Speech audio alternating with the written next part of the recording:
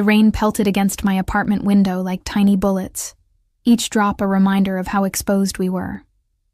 My 6-month-old daughter Emma slept soundly in her second-hand crib, blissfully unaware of the stack of unpaid bills on our wobbly kitchen table or the eviction notice tucked beneath them.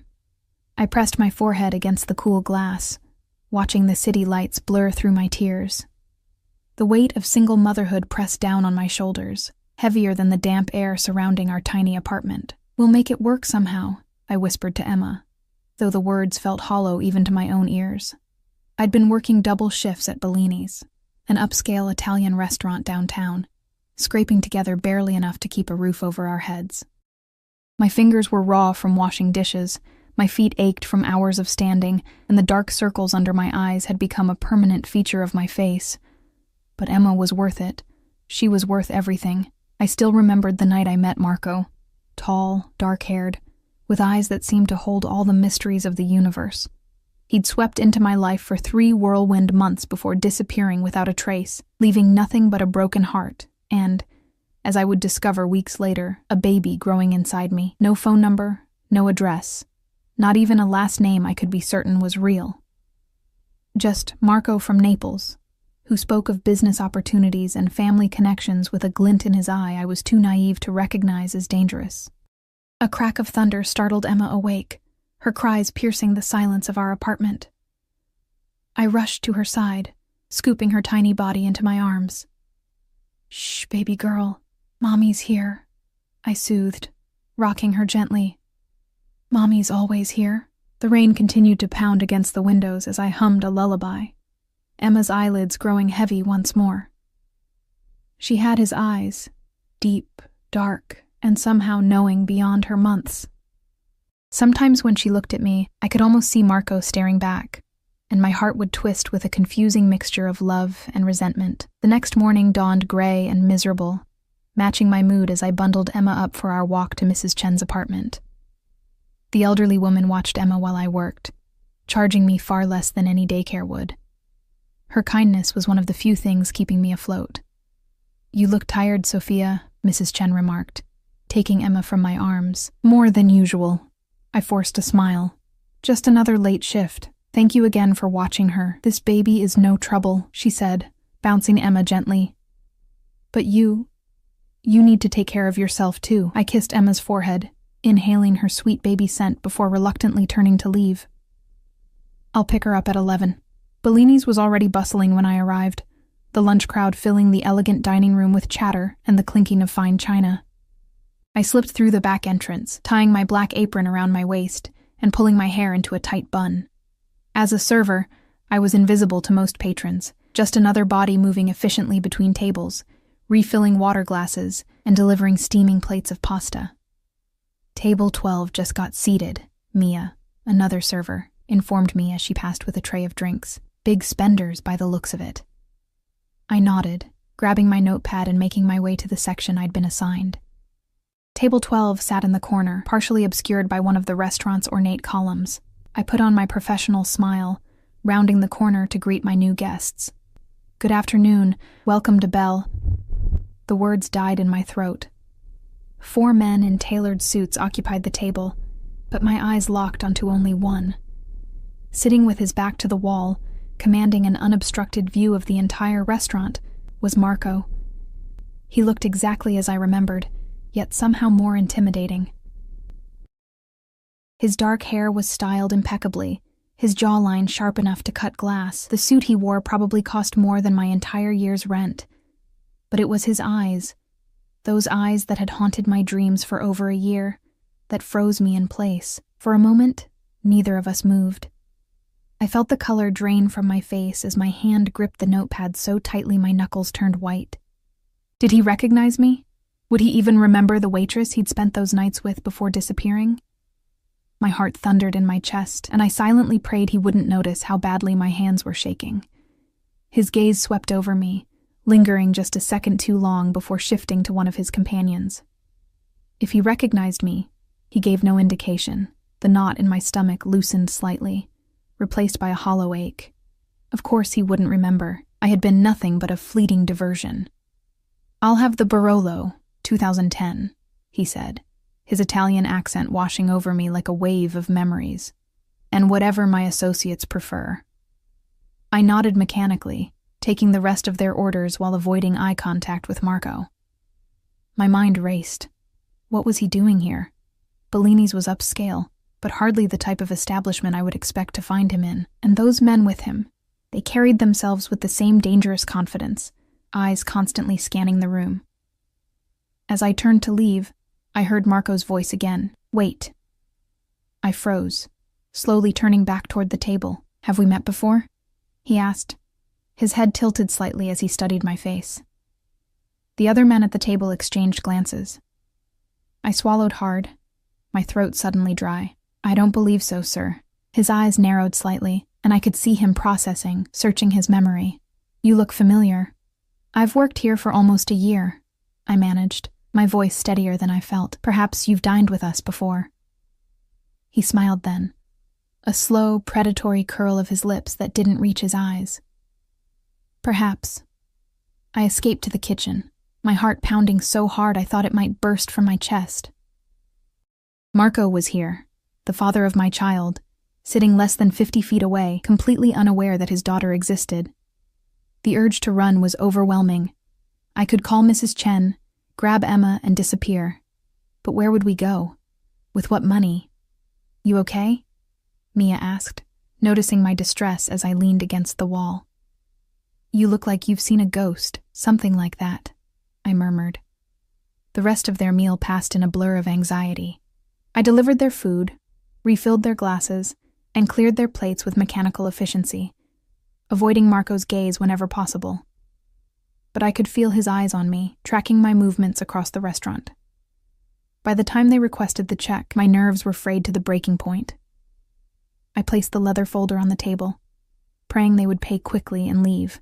Marco reached for it, his fingers brushing against mine. The brief contact sent an electric jolt through my body, memories of those same hands on my skin rushing back uninvited. Thank you for your service, he said, sliding several large bills into the folder without even looking at the total. Keep the change. I nodded my thanks, turning to leave when his next words stopped me cold. Sophia. My name on his lips made me freeze. He remembered. It is Sophia, isn't it? Marco continued, his voice low and smooth. I turned slowly, meeting his gaze. Yes. I never forget a beautiful face, he said, the corner of his mouth lifting in a half smile. Especially one that has haunted me for so long. His companions shifted uncomfortably, one of them checking his watch with pointed impatience. We should go, boss, the largest of them muttered. We have that meeting, boss. The word echoed in my mind, pieces suddenly falling into place. The expensive suits, the watchful eyes, the deference of his companions. Marco wasn't just some businessman with family connections. He was something else entirely. Marco waved a dismissive hand, his eyes never leaving mine. What time do you finish work today, Sophia? I'm afraid I'm quite busy, I replied, my voice barely above a whisper. That wasn't what I asked. His tone remained pleasant, but there was steel beneath the surface. 11, I answered automatically, then immediately regretted it. I'll have a car waiting. It wasn't a request. Before I could protest, they were rising from the table, Marco's companions forming a protective formation around him as they moved toward the exit. One remained slightly behind, slipping me a small card with nothing but a phone number embossed in gold. If there's any problem, he said quietly before following the others. I stood frozen, the card burning between my fingers like a hot coal. The rest of my shift passed in a daze, my mind racing with possibilities, each more terrifying than the last. Should I run? Call the police? But what would I tell them?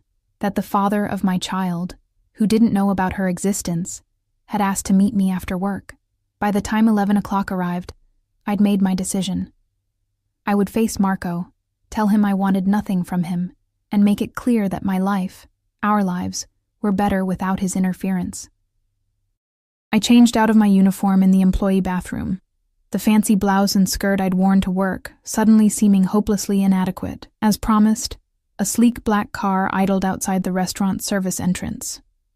The same large man from earlier held the door open for me without a word. Every instinct screamed at me to turn and run, But where would I go? Marco had found me once. He could find me again. Better to face this now, on my terms. The interior of the car was plush leather, the privacy divider already raised between us and the driver. We rode in silence through the city streets, the lights blurring past the tinted windows. Finally, the car slowed to a stop outside an exclusive high-rise overlooking the river. "This way," my escort said, leading me through a private entrance where security nodded deferentially as we passed. The elevator required a keycard to access the penthouse level. My stomach lurched as we ascended, partly from the rapid rise and partly from the knowledge that with each floor, I was being carried further away from Emma. Mrs. Chen would be worried by now. "May I use your phone?" I asked. "I need to let my babysitter know I'll be late." The man regarded me for a moment before extracting a cell phone from his jacket.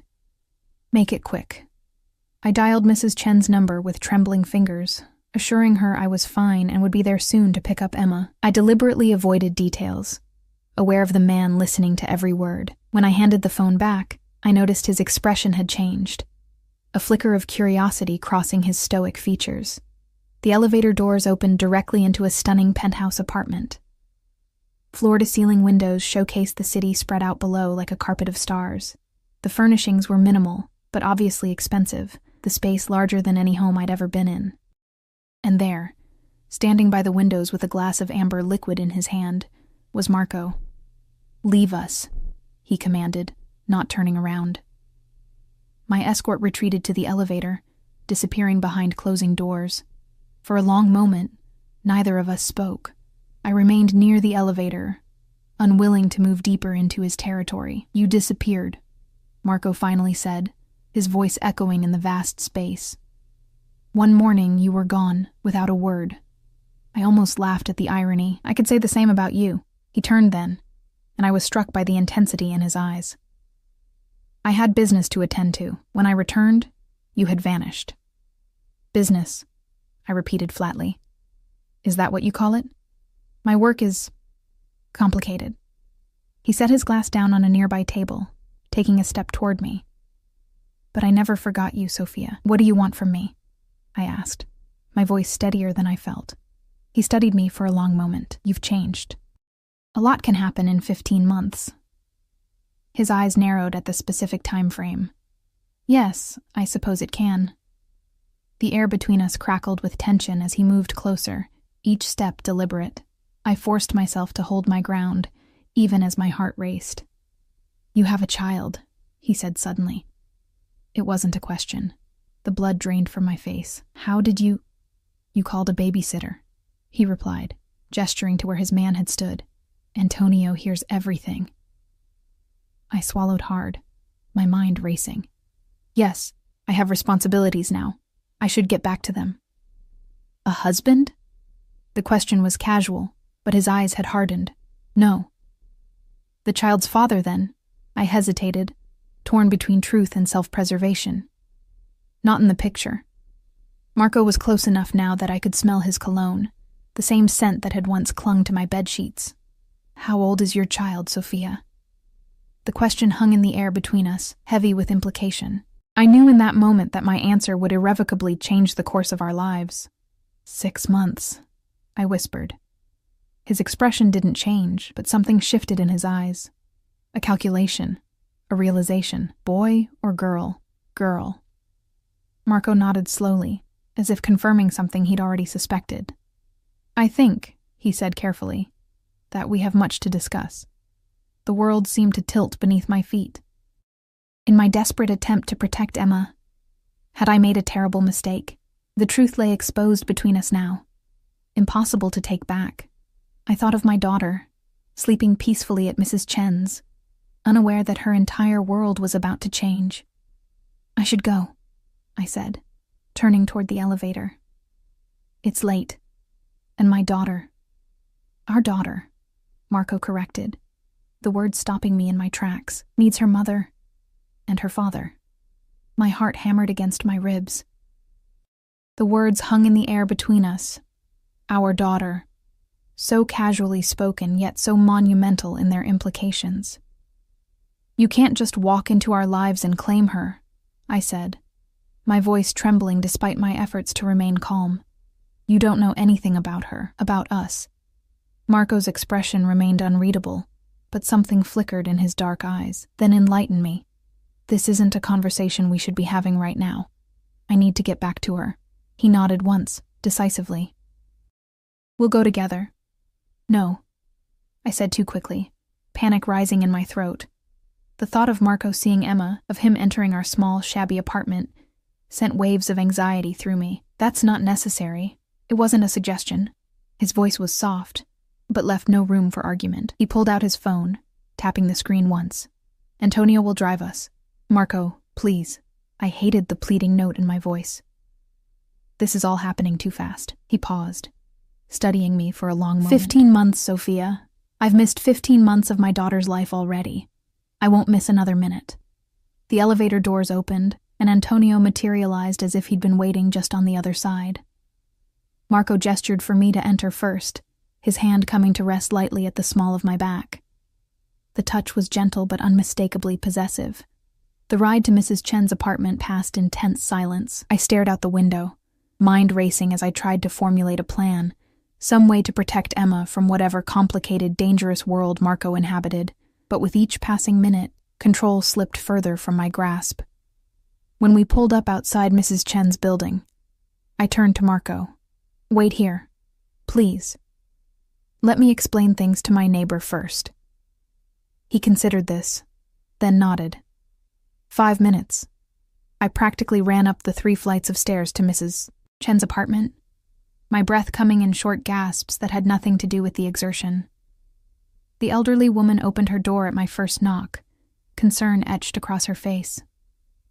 "Sophia, I was worried. It's so late. I'm sorry," I said, stepping inside and immediately moving to where Emma slept in the portable crib I'd set up in Mrs. Chen's living room. My daughter's peaceful face sent a surge of protectiveness through me. Something unexpected came up. Mrs. Chen followed my gaze, her expression softening. "She's been an angel as always." I gathered Emma's things with trembling hands, trying to think clearly. "Mrs. Chen, I need to ask you something. The man who... Emma's father has found us." Her eyes widened. "Is this good news or bad?" "I don't know yet," I admitted, carefully lifting my sleeping daughter into my arms. "But I think things are going to change." She patted my arm sympathetically. "You call me if you need anything, day or night." I thanked her, securing Emma in her carrier before making my way back downstairs. Each step felt like I was moving toward an inevitable collision, a future I couldn't see but could sense looming before me. Marco stood beside the car, his tall figure illuminated by a nearby streetlight. When he saw us approach, something changed in his posture, a subtle straightening, an alertness that hadn't been there before. His eyes fixed on the small bundle in my arms with an intensity that made me instinctively hold Emma closer. "Is that her?" he asked, his voice barely audible. I nodded, unable to find words as he stepped forward. For a moment, we stood in silence on the sidewalk, this strange tableau of a family that had never been together before. Marco reached out, his hand hovering uncertainly before he carefully, reverently, pulled back the blanket to reveal Emma's sleeping face. His sharp intake of breath was the only sound in the quiet street. "She has my mother's nose," he whispered, a note of wonder in his voice I'd never heard before. "And my eyes." Emma stirred slightly, her tiny fingers flexing before she settled again. Marco watched, transfixed, as if she'd performed some miraculous feat. "What's her name?" he asked, still staring at her. Emma, he repeated, testing the name. "Emma Rossi." I blinked in surprise. "I don't know your last name." A shadow passed over his features. "Now you do." He looked up at me, his expression hardening. "She's a Rossi. My blood." The possessiveness in his voice sent a chill through me. Before I could respond, he was opening the car door, gesturing for me to get in. "We should get her home. It's cold out here." The drive to my apartment was mercifully short. I kept my eyes on Emma, avoiding Marco's gaze as he sat unnaturally still beside me, his attention fixed on our daughter. When we arrived, I hesitated before leading him upstairs. My apartment suddenly seemed shamefully inadequate. The peeling paint, the secondhand furniture, the dampness that never quite went away. It's not much, I said defensively as I unlocked the door. But it's clean and safe. Marco said nothing as he followed me inside, his eyes taking in every detail of our small home. I carried Emma to her crib, gently laying her down without waking her. When I turned back, Marco stood in the doorway of the bedroom, his imposing figure seeming to fill the entire space. "This is where my daughter sleeps?" he asked, his voice controlled, but with an undercurrent of something dangerous. "Yes," I replied, lifting my chin. "I've done the best I can." He moved past me to stand over the crib, looking down at Emma. For a long moment, he was silent, his face unreadable in the dim light from the hallway. Then he spoke, so quietly I almost didn't hear him. "She deserves better than this." The words stung more than I expected. "I've given her everything I can. Everything you can," he repeated, turning to face me. "But not everything she deserves.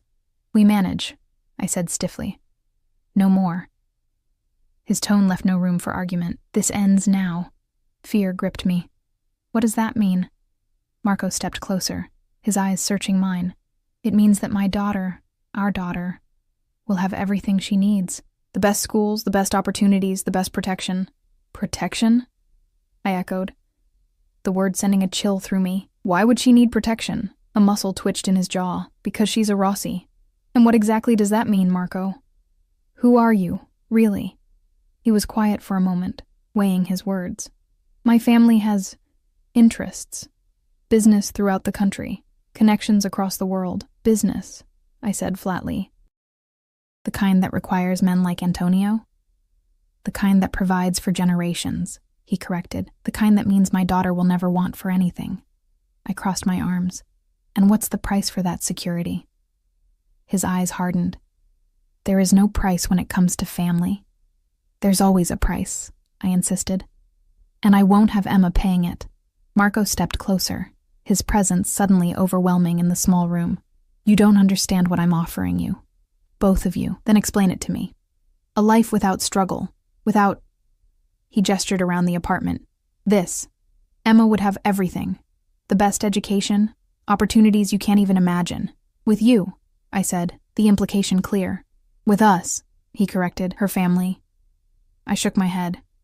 "We don't even know each other, Marco. 3 months over a year ago doesn't make us family." "But Emma does." His voice softened as he glanced back at the crib. "She changes everything." I followed his gaze to our sleeping daughter, her tiny chest rising and falling peacefully, unaware of the life-altering conversation happening above her. Could I deny her the advantages Marco was offering? Could I live with myself if I did? "I need time," I said finally. It's too much to process at once." Marco nodded slowly. "Time, of course." He reached into his jacket pocket, extracting a sleek business card. "My private number. Call me tomorrow and we'll discuss arrangements." "Arrangements?" I repeated warily. "For a more suitable living situation," he clarified. "Temporary. Until we determine a more permanent solution." I took the card, my fingers brushing against his. The brief contact sent an unwelcome jolt through me, memories of those same hands on my skin rushing back. "I should go," he said, stepping back. "It's late, and you both need rest." I walked him to the door, hyper-aware of his presence behind me. At the threshold, he paused, turning back to face me. "Sophia," he began, his voice uncharacteristically hesitant, "I want you to know. Finding you, finding out about Emma, it changes things. For me." "How?" I asked, searching his face for some hint of the man I'd thought I knew 15 months ago. "I've spent my life building something, protecting something that was handed down to me. I never questioned why, until now." His eyes met mine, intense and sincere. "Now I have something of my own to protect." Before I could respond, he leaned forward, pressing a gentle kiss to my forehead. The gesture was so unexpected, so at odds with the dangerous aura he projected, that I found myself frozen in place. "Tomorrow," he reminded me, then turned and disappeared down the hallway. I closed the door, sliding the deadbolt into place, though I knew it would provide no real barrier if Marco decided to return. My legs suddenly weak, I sank to the floor, back against the door, as the full impact of the night's events washed over me. Marco had found us. He knew about Emma, and nothing would ever be the same again. I must have dozed off there on the floor because the next thing I knew, Emma's cries were pulling me from a fitful sleep. Sunlight streamed through the windows, revealing the shabby details of our apartment in harsh clarity. As I rose stiffly to my feet, I caught sight of myself in the small mirror by the door. Pale, disheveled, with dark circles under my eyes, I hardly recognized myself. Emma's cries grew more insistent. I moved to the crib, lifting her into my arms and breathing in her sweet baby scent. "Good morning, little one," I murmured, trying to inject normalcy into my voice. "Did you sleep well?" As I prepared her bottle, my mind replayed the events of the previous night. Marco's face when he first saw Emma. The way he'd called her my blood, the promises of a better life that sounded suspiciously like golden handcuffs. My phone buzzed on the counter, a text from an unknown number. "I've taken the liberty of arranging a few things. Antonio will be downstairs at noon. M." I stared at the message, a mixture of indignation and anxiety rising in my chest. The presumption of it, as if my agreement was a foregone conclusion. I glanced around our tiny apartment, seeing it suddenly through Marco's eyes. The water stain spreading across the ceiling, the threadbare carpet, the second-hand furniture I'd scrounged from thrift stores. Was this really the best I could provide for Emma? My daughter gurgled happily in my arms, oblivious to the turmoil around her. I pressed my lips to her forehead, breathing in her scent. "What are we going to do, sweet girl?" The morning passed in a haze of routine, feeding Emma, bathing her, playing with her on the worn rug, while my mind raced with possibilities. I could run, take Emma and disappear. But with what money? And how far would we get before Marco found us? The man clearly had resources I couldn't begin to fathom. At 11:30, I packed a diaper bag with trembling hands. Whatever Marco had arranged, I needed to be prepared. Extra diapers, wipes, formula, a change of clothes for Emma, her favorite stuffed rabbit. I dressed her in her nicest outfit, a pale yellow dress with tiny embroidered flowers that Mrs. Chen had given us. As for myself, I put on the only dress I owned that wasn't part of my waitress uniform, a simple blue wrap dress that had seen better days. At precisely noon, my phone buzzed again. "We're downstairs. M." Taking a deep breath, I settled Emma in her carrier and slung the diaper bag over my shoulder. Each step down the stairs felt like I was moving towards something inevitable, a current too strong to resist pulling us into Marco's orbit. Outside, the same sleek black car from the previous night idled at the curb. Antonio stood beside it, his imposing figure drawing curious glances from passers-by. When he saw us, he straightened, moving to open the rear door. "Ms. Mitchell," he greeted with a slight nod. "Mr. Rossi is waiting for you." I hesitated at the threshold of the car. "Where are we going?" Antonio's expression remained impassive. "Mr. Rossi will explain everything." Taking a deep breath, I ducked into the car, settling Emma's carrier beside me. To my surprise, Marco wasn't inside. Instead, a woman with sleek dark hair and sharp eyes regarded me coolly from the opposite seat. "Ms. Mitchell," she said, her tone brisk and professional. "I'm Diana Vega, Mr. Rossi's personal assistant. He's asked me to escort you today." "Where is he?" I asked, buckling Emma's carrier securely. "Handling a business matter," Diana replied, her eyes flicking to Emma with barely concealed curiosity. "He'll join us later." The car pulled smoothly away from the curb, merging into the midday traffic. Diana didn't volunteer any more information, and I was too proud to ask. Instead, I focused on Emma, who had fallen asleep in her carrier, blissfully unaware of the tension surrounding her. We drove for nearly 30 minutes, leaving behind my modest neighborhood for increasingly affluent areas of the city. Finally, the car turned down a tree-lined street of elegant townhouses, stopping before one with a glossy black door and pristine white facade. "We're here," Diana announced, checking her phone briefly before stepping out of the car. Antonio appeared at my door, offering a hand I ignored as I carefully extracted Emma's carrier. The townhouse loomed before us, 3 stories of understated luxury that probably cost more than I would earn in several lifetimes. "Mr. Rossi had this property prepared for you," Diana explained, leading us up the front steps. "It's fully furnished and stocked with everything you might need." My steps faltered. "For me? You mean for us to stay here?" Diana unlocked the door with a sleek keycard, gesturing for me to enter. "Mr. Rossi thought you might appreciate a more suitable environment for the child." The interior of the townhouse stole my breath. Sunlight streamed through tall windows onto hardwood floors, illuminating a tastefully decorated living space with cream-colored furniture and abstract artwork. Fresh flowers sat in a crystal vase on a coffee table that probably cost more than my entire apartment's contents. "The nursery is upstairs, first door on the right," Diana continued, seemingly unfazed by my stunned silence. "The kitchen has been stocked according to the dietary preferences found in your apartment." A chill ran through me. "You were in my apartment?" Diana didn't even blink. "A team was dispatched this morning to assess your needs and ensure this transition would be as seamless as possible." "I never agreed to move," I said, finding my voice. This is insane." "Mr. Rossi thought you might say that." She produced an envelope from her purse. "He asked me to give you this." I took the envelope with trembling fingers, shifting Emma's carrier to my other hand. Inside was a check with more zeros than I had ever seen, along with a handwritten note in elegant script. "For Emma's future. Non-negotiable. We'll discuss the rest tonight, Em." My legs suddenly weak, I sank onto the nearest chair, the luxurious fabric strange against my skin. "This is too much.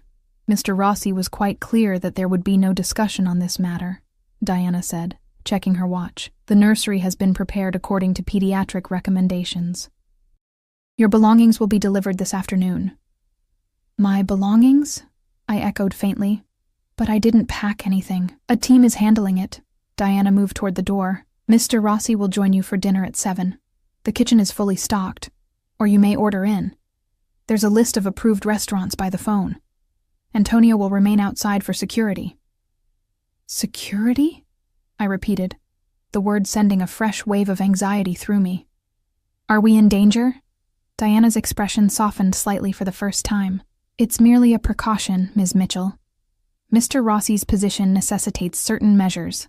With that cryptic statement, she left, the door clicking shut behind her. I sat frozen for several moments, the check heavy in my hand, the enormity of what was happening slowly sinking in. Emma stirred in her carrier, her tiny face scrunching as she woke from her nap. "It's okay, baby," I murmured, lifting her into my arms. "Mommy's got you." But did I? The ground beneath my feet felt increasingly unstable, as if I were being swept into a current too powerful to resist. Curiosity eventually overcame my apprehension, and with Emma balanced on my hip, I began to explore our new, temporary, I reminded myself firmly, home. The kitchen gleamed with high-end appliances and marble countertops. The refrigerator was indeed stocked with all of Emma's favorite foods, along with items I recognized from my own sparse pantry, plus delicacies I'd never be able to afford. Upstairs, I pushed open the door to what Diana had called the nursery, then stopped short. The room was a vision in soft yellows and creams, with a hand-carved wooden crib that must have cost a fortune. A plush rocking chair sat in the corner beside a bookshelf filled with children's books. A changing table was stocked with diapers, wipes, creams, all the expensive brands I'd longingly eyed in stores before settling for the generic alternatives. "How did he do all this overnight?" I whispered to Emma, who squirmed in my arms, reaching toward a mobile of delicate fabric butterflies hanging above the crib. The adjacent room revealed a master bedroom, with a king-sized bed draped in luxurious linens. The attached bathroom featured a deep soaking tub and shower with more buttons and nozzles than I knew what to do with.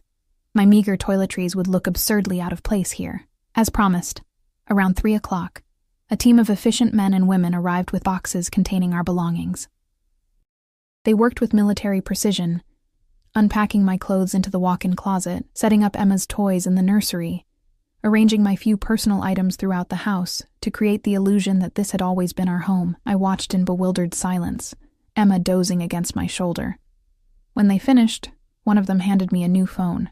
Mr. Rossi insists you use this, he explained.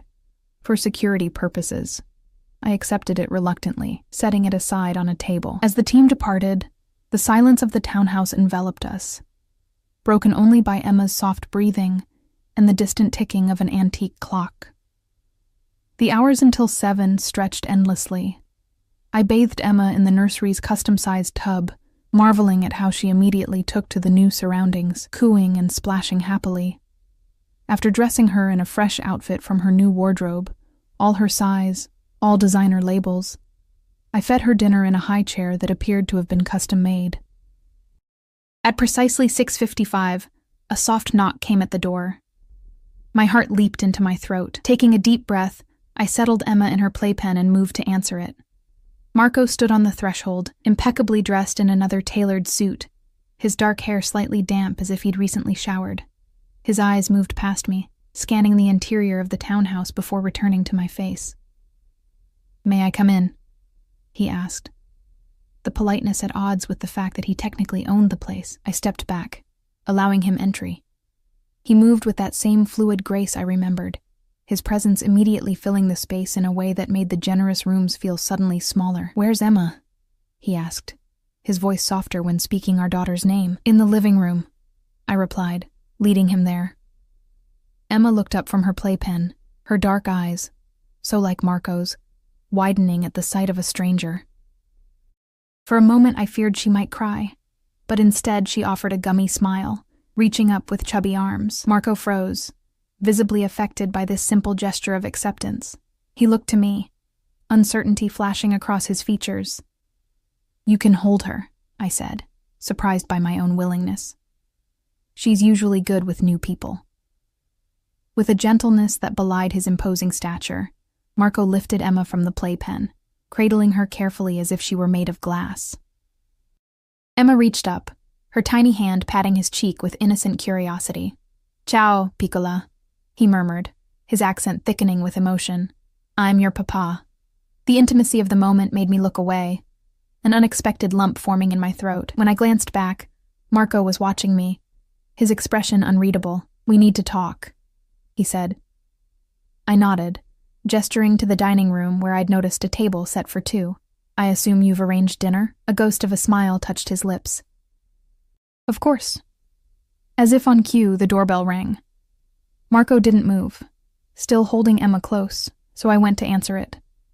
A catering team entered, efficiently setting up an elaborate meal on the dining table, before departing as silently as they'd arrived. Marco settled Emma in the high chair positioned between our seats, his movements surprisingly natural for someone who'd only just met his child. He pulled out my chair with his free hand, the gesture oddly formal in the midst of our surreal situation. "You've been busy," I said as we sat, nodding toward the lavish spread of Italian dishes. "All of this in less than a day. When something is important, you don't waste time," he replied, his eyes fixed on Emma as she babbled happily, reaching for a piece of soft bread from her tray. "She seems comfortable here." "Babies adapt quickly," I said. "It doesn't mean this is right." Marco's eyes flicked to mine. "What would be right, Sophia? That cramped apartment? The neighborhood where police sirens are a nightly lullaby?" I bristled at his dismissal. "It was all I could afford. I've done my best." "I know you have," he said, his tone softening. "But now you don't have to do it alone. What exactly are you proposing, Marco? That we play house? Pretend to be a family? I don't even know who you really are." He was quiet for a moment, absently helping Emma grasp her sippy cup. "What do you want to know?" "The truth," I said firmly, "starting with what you do for a living that requires armed guards and security measures." Marco sighed, setting down his fork. "My family has been in certain businesses for generations, import-export primarily, along with real estate, construction, waste management." "That sounds legitimate enough," I said skeptically. "So why all the security?" "Because not all of our competitors play by the rules," he replied, his voice hardening. "And because the Rossi name carries certain expectations." The implication of his words hung in the air between us. I wasn't naive. I'd seen enough movies, read enough news stories to recognize the euphemisms, the armed guards, the immediate resources, the way people deferred to him. It all painted a picture I'd been trying to deny since the moment I saw him at Bellini's. "You're in the Mafia," I said flatly, my voice barely above a whisper. Marco didn't flinch. "I prefer to think of it as a family business with traditional values and methods." "Traditional methods," I repeated, a humorless laugh escaping me. "Is that what we're calling it?" His expression remained calm, but something dangerous flickered in his eyes. "Judge me if you must, Sophia, but understand this. Everything I do, everything my family has built, is about protection and provision. We take care of our own." Emma banged her sippy cup against her tray, oblivious to the tension crackling between her parents. Marco's expression softened as he glanced at her, gently wiping a smudge of food from her cheek with his napkin. "And now?" I asked, my throat tight. "What does this mean for her? For us?" "It means she will never want for anything," Marco said firmly. "It means she will be protected, educated, given every advantage. In your world," I countered. "A world of..." "What? Violence? Illegal activities?" Marco's jaw tightened. "My world is not so different from yours, Sophia. There are rules, consequences for breaking them. The difference is that I have the power to ensure those rules are followed." I shook my head, trying to process the enormity of what he was saying. I don't want Emma exposed to danger. I don't want her growing up surrounded by bodyguards and whatever else comes with being a Rossi. And I don't want my daughter growing up in poverty when I can provide her with everything," he countered, his voice taking on an edge. "Do you think I would ever let anything happen to her? To you?" The possessiveness in his tone sent a shiver down my spine, half fear, half something else I didn't want to examine too closely. "You've given us a beautiful home," I acknowledged, gesturing around us. "But at what cost? What do you expect in return, Marco?" His eyes darkened. "Is it so hard to believe I simply want to know my daughter, to be part of her life? And me?" I pressed. "What do you want from me?" Marco was silent for a long moment, his gaze never leaving mine. "I want what I've always wanted since the moment I met you, Sophia. You." The directness of his answer startled me. "You barely know me. I knew enough to spend 3 months with you," he countered, "to think about you every day after you disappeared." I scoffed. "If that were true, you would have looked for me." "I did." His response was immediate, his tone hard. "When I returned from Naples and found you gone, no note, no forwarding address. I had my people search, but you'd left no trace, changed your phone number, even your job." The revelation stunned me. "You looked for me?" "Of course I did." A muscle twitched in his jaw. "Do you think I make a habit of becoming involved with women, then simply forgetting them?" "I don't know what to think," I admitted. "You never told me who you really were, what your business entailed." "Would you have stayed if you knew?" he challenged. The question gave me pause. Would I have? The Marco I'd known had been charming, attentive, mysterious in a way that had been exciting rather than alarming, but if I'd known the truth, I don't know. I answered honestly. Emma began to fuss, her little face scrunching up in the way that meant she was getting tired. Without thinking, I rose to take her from the high chair, but Marco was faster, lifting her with a gentleness that continued to surprise me. "May I?" he asked, already cradling her against his chest. "I've missed so much already." I nodded, watching as he began to pace slowly around the room, murmuring to Emma in Italian. Despite everything, the sight tugged at something in my chest. This dangerous man holding our daughter with such tenderness, his voice soft as he spoke to her in his native tongue. "What are you telling her?" I asked.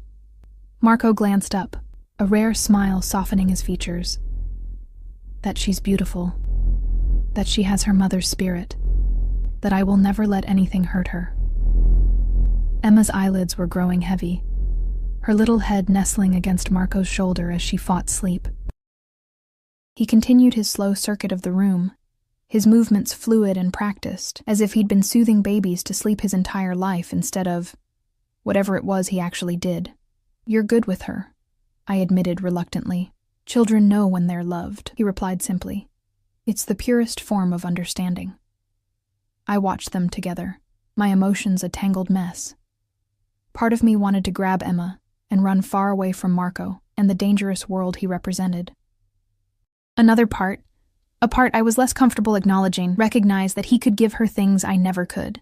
Security. Opportunities. A father who clearly already adored her. "Where do we go from here?" I asked finally. Marco looked up, his dark eyes meeting mine. "That depends on what you want, Sophia." "What I want?" I echoed, surprised by the deference in his tone. I thought this was all non-negotiable. "The fact that I will be part of Emma's life is non-negotiable," he clarified. "How we arrange that is flexible." Emma had finally surrendered to sleep. Her tiny body relaxed against Marco's shoulder. He moved to the nursery with practiced ease, and I followed, watching as he gently laid her in the crib, tucking her favorite blanket around her. He stood looking down at her for a long moment, an expression of wonder on his face. "We could make this work," he said quietly, still watching our sleeping daughter, the three of us. "As what?" I asked, equally quiet. "Co-parents? Roommates?" Marco turned to face me, his eyes intense in the dim light of the nursery. "As a family. A real one." My heart skipped a beat. "You can't be serious. I've never been more serious about anything in my life," he said, taking a step toward me. "Marry me, Sophia." The proposal, if one could call such a statement a proposal, knocked the breath from my lungs. "Marco, this is insane. We barely know each other. We made a child together," he countered. "And despite what you may think, I remember everything about those 3 months. The way you take your coffee, how you hum when you're thinking, the birthmark on your left hip." Heat rushed to my face at the intimate reminder. "Physical attraction isn't a basis for marriage." "No," he agreed, "but it's not a hindrance either." His expression turned serious. "I'm not proposing out of obligation, Sophia. I want this. I want you. Both of you. And if I say no?" Something shifted in his eyes, not anger, but resolution. "Then we work out a different arrangement, but Emma is a Rossi. That's not negotiable." The underlying message was clear. One way or another, he would be part of our lives. The only question was whether I would be on the inside of his world or constantly fighting to keep Emma from being pulled into it. "I need time," I said finally. "This is too much to process all at once." Marco nodded slowly. "Of course. Take the time you need." He glanced at his watch. "I have some business to attend to, but I'll return tomorrow. Perhaps we could take Emma to the park. Do something normal." The suggestion of such an ordinary family activity from a man who was anything but ordinary nearly made me laugh. Instead, I nodded, walking with him back toward the front door. At the threshold, Marco paused, turning back to face me. "One thing you should know, Sophia. I meant what I said about protection. Antonio will remain outside, and there are other security measures in place. For your safety and Emma's." "Are we in danger?" I asked, the question that had been nagging at me since Diana's cryptic comments earlier. Marco's expression hardened. "Not if I have anything to say about it. But my position comes with complications. People who would use my family against me." "And now that includes us," I said, the reality of it sinking in. "Yes." He reached out, his fingers brushing a strand of hair from my face with unexpected gentleness. "But I promise you this. Nothing will harm you or Emma while I draw breath." The intensity of his vow should have frightened me. Instead, I found myself believing him, despite everything. Whatever else Marco Rossi might be, his devotion to his newfound family seemed absolutely genuine. After he left, I walked through the townhouse in a daze, taking in the luxury that now surrounded us, the soft carpet beneath my feet, the expensive furniture, the state-of-the-art kitchen. All of it represented a life I'd never imagined for myself. A life Emma could have if I accepted Marco's proposition. But at what cost? I checked on Emma one last time before retiring to the master bedroom. She slept peacefully, her tiny chest rising and falling, her dark lashes resting against her cheeks. She looked so innocent, so untouched by the complications that now surrounded her very existence. "What should we do, little one?" I whispered, though I knew she couldn't answer. "What's the right choice here?" Sleep eluded me that night despite the impossibly comfortable bed. I tossed and turned, my mind racing with possibilities, fears and memories of the time Marco and I had shared before. Memories that seemed to belong to a different life entirely. Morning came too quickly, sunlight streaming through curtains I hadn't closed properly. I checked the baby monitor. Emma was still sleeping, exhausted from the previous day's excitement. Taking advantage of the rare quiet moment, I slipped downstairs to make coffee. The kitchen, with its gleaming countertops and professional-grade appliances, still felt like a movie set rather than a place I belonged. I located the coffee maker, far more complicated than necessary, and managed to brew a cup, carrying it to the window that overlooked a small, perfectly manicured garden. The peaceful scene was marred only by the presence of Antonio, standing vigilant by the gate. Security, Marco had called it. Protection, but it felt more like a gilded cage. My phone, the new one Marco had provided, chimed with a message. Expecting Marco, I was surprised to see Mia's name instead. "Where are you? Missed your shift yesterday and today. Manager is pissed. Everything okay?" Reality crashed back like a cold wave. In the whirlwind of the past 2 days, I'd completely forgotten about my job at Bellini's. The job that, meager as it was, had kept a roof over our heads and food on the table. I started to type a response, then stopped. What could I say? That I'd suddenly moved into a luxury townhouse courtesy of the Mafia boss who'd fathered my child. That my entire life had been upended in the space of 48 hours. Before I could decide, another message appeared on the screen. This one from Marco. "Good morning. Car will arrive at 10 to take us to the park, weather permitting. Is that agreeable?" The formality of it made me smile despite myself. I typed back a simple, "yes," then set the phone aside, my mind still spinning with the impossible choice before me. The crux of it was simple. I could resist Marco's influence in our lives, fighting an uphill battle against a man with resources I couldn't begin to match.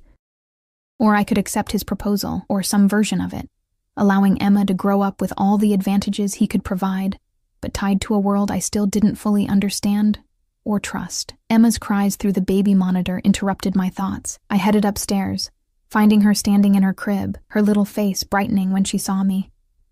"Good morning, sunshine," I said, lifting her into my arms. "Did you sleep well in your fancy new bed?" She babbled happily in response, seemingly already adjusted to our new surroundings. Children adapt quickly, I reminded myself, but was adaptation always the right choice? As I changed and dressed Emma, preparing her for our outing with Marco, one thought kept circling in my mind. Whatever decision I made would irrevocably shape my daughter's future, and while I could pretend otherwise, the truth was that Marco Rossi had already fundamentally altered our lives simply by walking back into them. The question now was how much further I would allow him in. At precisely 10 o'clock, a sleek black SUV pulled up outside the townhouse. I watched from the window as Marco emerged, dressed more casually than I'd ever seen him, dark jeans and a gray cashmere sweater that somehow made him look both more approachable and even more handsome. The contradiction wasn't lost on me. I dressed Emma in a pale yellow sundress with tiny white flowers, her dark curls tamed with a matching headband. For myself, I'd chosen simple jeans and a blue blouse, items from my own wardrobe rather than anything that might have appeared in the closet overnight. "Ready to go see your daddy?" I whispered to Emma, the words still strange on my tongue. She bounced in my arms, excited by the prospect of an outing regardless of who it was with. Marco's face lit up when I opened the door, his eyes immediately finding Emma. "Good morning," he said, his voice softer than I'd ever heard it. "You look beautiful, both of you." I nodded, suddenly shy in the face of this more casual, more personal version of Marco. "The park sounds nice. Emma loves the swings." "Then swings she shall have," he replied with a smile that transformed his usually serious face. The car ride was surprisingly comfortable, Emma babbling happily between us in her car seat. Marco listened to her with rapt attention, responding as if her incoherent sounds were the most fascinating conversation he'd ever had. "She's very verbal for her age," he observed proudly. "She started early," I agreed. "The doctor says she's advanced in her development." Marco nodded, his expression turning serious. "I'd like to meet her doctor, review her medical records." The request reminded me sharply of the reality of our situation. "Marco, it's not negotiable, Sophia," he said, though his tone remained gentle. I need to know everything about my daughter's health and development. I've missed 6 months already. I sighed, knowing this was a battle I wouldn't win. Fine, I'll set up an appointment. He smiled, clearly pleased with my acquiescence. Thank you. The park was busy with families enjoying the beautiful weather, children running and playing while parents watched from benches. As we stepped out of the car, I noticed Antonio and another man I didn't recognize positioning themselves discreetly at opposite ends of the playground. Is that really necessary? I asked, nodding toward the security. Marco's expression hardened slightly. Always. He carried Emma to the swings, settling her into one of the baby swings with a gentleness that continued to surprise me. She squealed with delight as he pushed her, her little legs kicking excitedly. She loves it, he said, his face alight with wonder at this simple discovery about his daughter. I watched them together, my heart constricting with emotions I couldn't fully name. Marco Rossi, the intimidating figure who commanded respect with just a look, was completely captivated by this tiny being we had created. There was something disarming about seeing this side of him, the father, rather than the feared boss. We spent over an hour at the park, Marco insistent on trying every baby-appropriate piece of equipment with Emma. She responded to his attention with uninhibited joy, clearly enchanted by this new person who looked at her as if she were the center of the universe. She likes you, I observed as we sat on a bench, Emma dozing against Marco's chest after all the excitement. Of course she does, he replied with unexpected humor. She's a Rossi. Family is everything to us. I studied his face as he gazed down at our sleeping daughter. Is that why you want to marry me? Because of family? Marco's eyes lifted to mine, their darkness intense even in the bright sunlight. I want to marry you because the thought of not having both of you in my life is unacceptable. That's not exactly romantic, I pointed out. A small smile played at the corner of his mouth.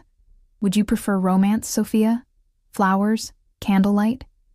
I can arrange those things if that's what you want. I want honesty, I replied. Whatever else happens between us, I need that. Marco nodded slowly. Fair enough. He shifted Emma gently in his arms. The truth is, I have thought about you every day since you disappeared. I told myself it was anger that kept you in my thoughts, anger that you'd left without a word. But when I saw you at Bellini's, he paused, seeming to search for the right words. It was like finding something I didn't even know I'd lost. The raw honesty in his voice caught me off guard. Marco. And then to discover Emma, he continued, looking down at our sleeping daughter, to learn that while I was searching for you, you were bringing my child into the world, alone. His jaw tightened. I should have been there. You couldn't have known, I said softly. I should have looked harder, he insisted. My resources, there's no excuse for not finding you sooner. The intensity of his self-recrimination surprised me. We can't change the past. No, he agreed, meeting my eyes again. But we can shape the future, our future, together. I looked away, overwhelmed by the certainty in his gaze. It's not that simple. It can be, he countered. Say yes, Sophia. Let me take care of you both, protect you, give you the life you deserve. And if I say no? I asked, the question that had been haunting me. Marco was quiet for a long moment, his hand gently stroking Emma's back as she slept. Then we find an arrangement that works. Shared custody, perhaps. You would still have the townhouse, financial support, security, whatever you need. But, his eyes met mine unflinching, but I will be part of Emma's life. That's non-negotiable. I nodded, having expected as much. And us? What happens to whatever this is between us? Marco reached out, his free hand covering mine on the bench between us. That would be up to you, Sophia. I've made my feelings clear. The rest would be your choice. The warmth of his hand on mine sent an unwelcome flutter through my chest. Despite everything, the danger he represented, the complications he brought into our lives, I couldn't deny the attraction that still simmered between us, as potent now as it had been 15 months ago. Emma stirred against Marco's chest, her little face scrunching as she woke from her nap. The moment between us broken, I reached for her, settling her in my lap as she blinked sleepily at the world around her. We should get her home, I said. She'll be hungry soon. Marco nodded, standing and offering his hand to help me up. The simple gesture felt oddly formal after the intimacy of our conversation, but I accepted it, balancing Emma on my hip as we walked back toward the car. The rest of the day passed in a strange domestic blur, feeding Emma, playing with her, watching as Marco absorbed every detail of her routine with an almost obsessive attention. He insisted on giving her a bath, his sleeves rolled up as he carefully supported her in the water, his face alight with wonder at her delighted splashing.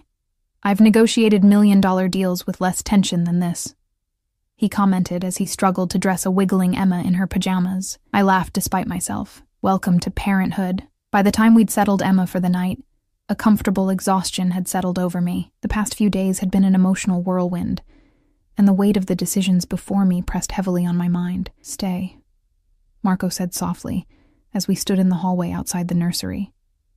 "Have dinner with me. Talk." I hesitated, then nodded. All right. Unlike the previous night's elaborate catered meal, Marco led me to the kitchen, rolling up his sleeves again. "I'll cook," he announced. "It's been too long since I made a proper meal." "You cook?" I asked, unable to hide my surprise. He shot me an amused glance. "My mother insisted all her children learn. She said a man who can't feed himself is no man at all." I perched on a stool at the kitchen island, watching as Marco moved with surprising efficiency around the space, gathering ingredients from the fully stocked refrigerator and pantry. "Tell me about your family," I said, realizing how little I actually knew about this man who wanted to become my husband. Marco's hands paused briefly in their work. "My father was Giancarlo Rossi. He built our family's business from nothing after we came to America. My mother, Elena, was his strength, the heart of our family." A shadow crossed his face. "They're both gone now." "I'm sorry," I said softly. He nodded, resuming his chopping. "I have 2 younger brothers. Luca runs our operations on the West Coast. Matteo manages our legitimate businesses, construction, real estate, the restaurant chain." "And you?" I asked. "What do you manage?" His eyes met mine, dark and unreadable. "Everything else." The simple answer sent a chill down my spine, a reminder of what lay beneath the surface of this surprisingly domestic scene. "And your family?" he asked, changing the subject. "You've never mentioned them." I shrugged, the familiar ache dulled by years of acceptance. "There isn't much to tell. My mother left when I was 7. My father did his best, but he drank himself to death by the time I was 16. After that, I was on my own." Marco's expression hardened. "Foster care?" "For a while," I acknowledged. "Until I aged out." He was silent for a moment, his knife stilling on the cutting board. "No wonder you're so fiercely independent," he said finally. "You've never had anyone to rely on but yourself." The simple observation, delivered without pity, struck a chord within me. "I've managed." "You have," he agreed, his eyes meeting mine across the counter. "But you don't have to anymore, Sophia." "That's what I'm trying to tell you." The meal he prepared was delicious. A simple pasta with a sauce that tasted of sun-ripened tomatoes and fresh herbs. We ate at the kitchen island rather than the formal dining room, the setting somehow making the conversation flow more easily. Marco told me stories of his childhood in Italy before his family moved to America, summers in Naples, his grandmother's cooking, the traditions his mother had insisted on maintaining even after they'd settled in the States. I found myself laughing at his tales of mischief with his brothers, seeing glimpses of a life far more normal than I'd imagined. In turn, I shared bits of my own history, the better parts at least. My dreams of going to college someday, my love of art that I'd never had time to pursue, the plans I'd had for Emma's future before our world had been turned upside down. "You can still have those things," Marco said, reaching across the table to take my hand. "College, art, whatever you want. I can make it happen." The ease with which he offered to fulfill dreams I'd long set aside was both tempting and unsettling. "Just like that?" "Just like that," he confirmed, his thumb tracing circles on my palm. "Say the word, and it's yours." I withdrew my hand slowly. "And what's the price for these dreams, Marco?" His expression sobered. "Not everything I offer comes with a price, Sophia." "Doesn't it, though?" I challenged. "If I say yes to you, to this life, What exactly am I agreeing to? Being the wife of what? A mafia boss. What does that even mean? Marco was quiet for a long moment. It means being the most protected woman in the city. It means never wanting for anything. It means giving Emma a family, not just a father, but uncles, cousins, a legacy. A legacy of what? I pressed. His eyes hardened.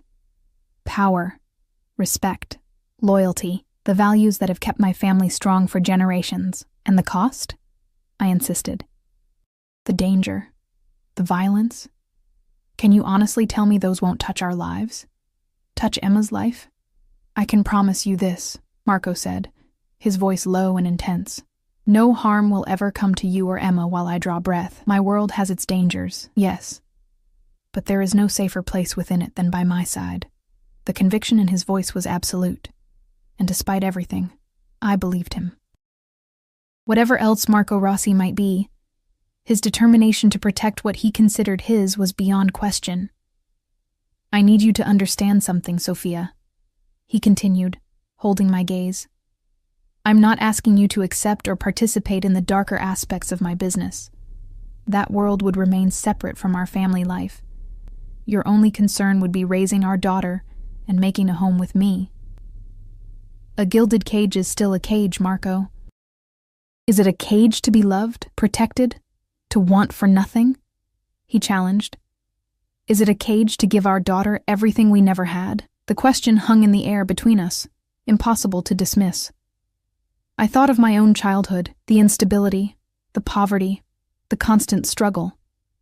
Then, I looked around at the beautiful home Emma now had. Thought of the opportunities Marco could provide her. The security of never having to worry about where her next meal would come from, or if we would have a roof over our heads. I'm not asking for your answer tonight, Marco said, his voice gentling. Take the time you need. Get to know me, the real me, not just what you think you know. His reasonableness made it harder to maintain my resistance. This Marco, the one who cooked dinner and bathed our daughter with such tenderness, was dangerously easy to imagine a future with. 1 week, I found myself saying. Give me 1 week to see what this life would be like, to get to know you. Then I'll give you my answer. Marco's eyes lit with triumph, though he quickly masked it. 1 week, he agreed, reaching for my hand again. And Sophia? Yes? His fingers tightened around mine. I intend to convince you that saying yes will be the best decision you've ever made.